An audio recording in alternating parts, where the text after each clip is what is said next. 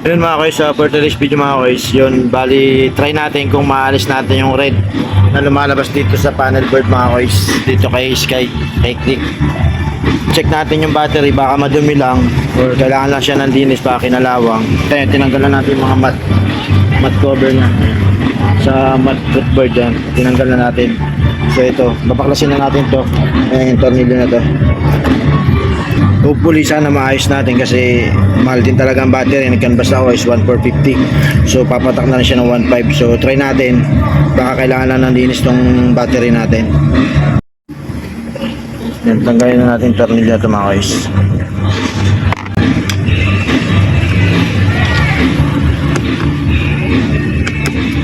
Natanggal na natin itong tornilyo mga guys. Yun mga guys, natanggal na natin yung takip. Ayan, madumi siya. Yan, punasan natin mga guys. Sana yun madumi lang para hindi muna tayo bumili ng bagong battery kasi kapos tayo sa budget mga guys. Mahal din talaga siya. Yun mga guys, natanggal na ulit natin yung isang cover nya. Yan. So ito na yung battery natin mga guys. So ito yung positive and ito yung negative mga guys. Yun mga guys, tatanggalin natin itong mga terminal na ito mga guys kasi baka nandiyan yung mga dumi mga guys, baka may corrosion or kalawang mga guys. Yun mga guys, tatanggal natin yung battery mga guys. Proceed na tayo mga guys sa terminal mga guys, baka medyo may kalawang lang, check natin.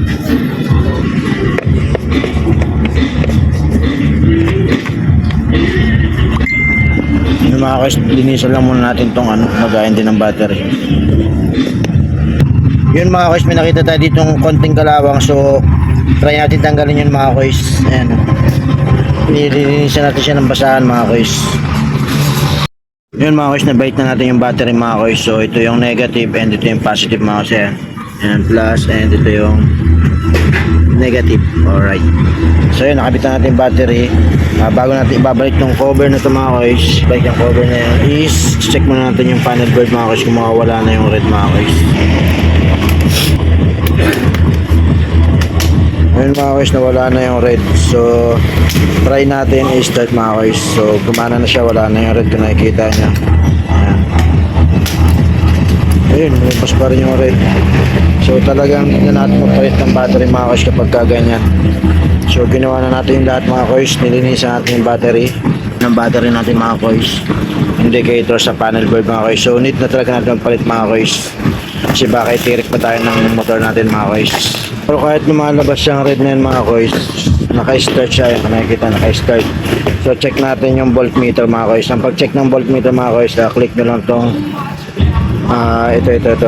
itong push na to dito sa may right mga guys. Yung check nyo, pindutin nyo lang yung mga 4 na beses. Yan, nakikita natin yung voltmeter. So nag-charge pa siya 14.0. So nagdadagdag pa siya, yan, nagiging 14.1. So goods pa yung battery, bumabagsak na siya, talagang palitan na siya. Pero yan, kung nakikita nyo, maganda pa yung charge niya mga guys, maabot pa siya ng 14. So yun, kaya sabi ko ulit is kapag may budget kayo is magpalit na kayo. Huwag nyo nang antayin na itirik pa kayo ng motor mga guys. Ngayon yung mga kabady, yung mga guys, lumalabas talaga yung red. So yung voltmeter is tumataas naman. So yun, sad to say lang, hindi na wala tong red na indicator mga sa panel board. So need na natin magpalit ng battery. Aray ko.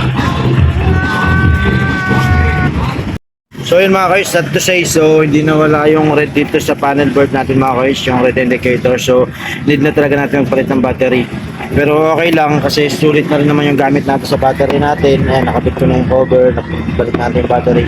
Sulit na rin yung gamit natin sa battery kasi umabot na siya ng 1 year and 5 months. So ang battery life span lang talaga ng battery is 1 year.